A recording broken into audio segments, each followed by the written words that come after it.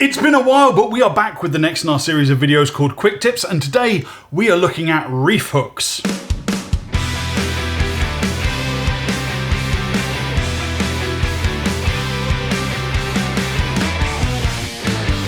Ladies and gentlemen, welcome to Divers Ready. My name's James. Thank you so much for joining me, and welcome to this, the next installment in our series of videos we call Quick Tips, where I share equipment-based advice in 5 minutes or less. And as I said in my intro today, we are looking at the humble reef hook.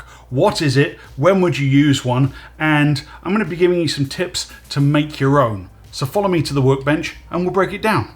I've actually had this Quick Tips video on the list of videos to make almost since the start of the channel, but I haven't been able to do it until now because, to be honest, a reef hook isn't something I use in my everyday diving, so I didn't really have the reason to get the footage until very, very recently. So first, let me explain what a reef hook is and what it does. Basically, what you've got here is about 6 foot of paracord attached to a stainless steel hook on one end and a bolt snap on the other.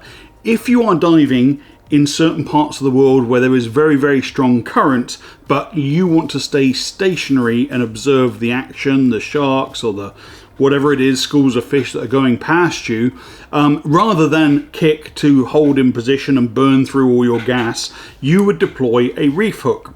A reef hook works very similar to a John line, which is something we have already covered, and I'll put that Quick Tips video up above there for you to check out. Except instead of a John line that's holding you on a deco stop in mid-water, a reef hook is anchoring you to the sea bed. First off, I want to say that a reef hook is a little bit of a misnomer. You're not going to hook this into coral and destroy coral. Obviously, that's a really, really stupid thing to do. A better name would be rock hook, because that's what you're looking for. You're looking for a nice piece of rock that you can hook on there, clip the other end to your BCD, and with a little bit of buoyancy control to stay up and off of the reef, you can hold your position with a minimum amount of effort, even if the current is raging. So for our recent trip to Indonesia, Komodo in particular, very well known for very strong currents. Of course, I went to get my reef hook out and I couldn't find it, so I went to buy a new reef hook. And I was underwhelmed by the commercially available reef hooks. They tended to be either not marine grade stainless steel, or they were aluminium, or they were that horrible cheap sort of chrome plated nickel non-marine grade bolt snaps, and the cord was again substandard, just weak, crappy, quality. So I figured, well, for about the same price, I could probably make my own, and I can also show you. So I made 3 of these, one for myself, one for Karina, and one for my friend Brian, and I bought a 4th one to show you guys how to make it. All of the things you'll need, I will link in the description of this video below, but they are as follows. A stainless steel hook of some kind. I chose this one, which is a 2-prong. Again, I got this off of Amazon. It was not expensive. You are going to need some paracord, color of your choosing. Of course, for me, navy blue. That's what I like. And you will need a marine grade bolt snap of your size, up to you, whatever preference. This one I think is a medium, as they call them. Tools wise, all you'll need is, of course, a pair of scissors and some kind of fire, lighter, whatever. So all you're going to do is you're going to cut yourself off about 6 feet of paracord. You don't have to be precise. About there somewhere will do it.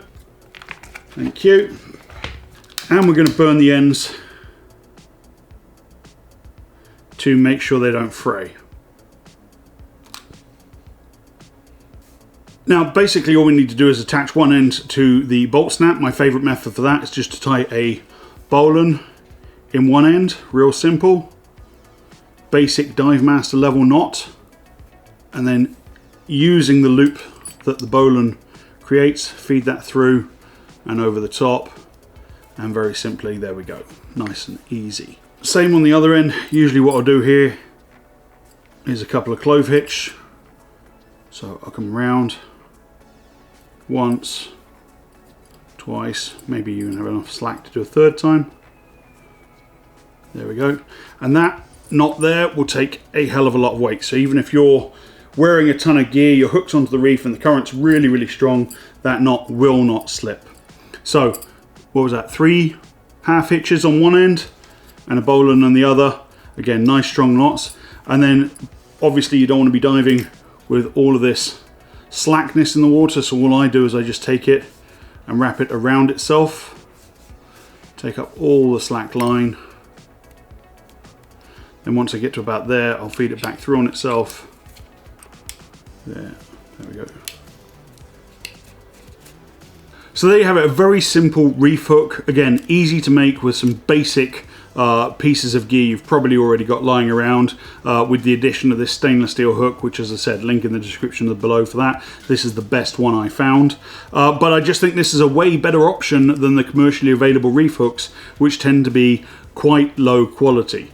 So for your next vacation to Palau, Indonesia, some parts of the Philippines, or anywhere that you're going to be diving in really strong current, and maybe you want to stay stable because there's something to film or photograph and you want a nice easy platform without kicking hard into the current, a reef hook is definitely the way to go. And again, just make sure you're not attaching it to sponges or corals, and that you're actually just putting it into rock or obviously, you know, dead reef. There you have it, ladies and gentlemen, probably more than you ever thought you'd need to know about the humble reef hook. I hope you enjoyed this video. I hope you learned something from it. If you did, feel free to share it with your dive buddies. Consider subscribing to our channel if you haven't done so already. And yeah, thanks again for joining me. My name's James. This was your Divers Ready Quick Tips video for this week. Dive safe, dive often.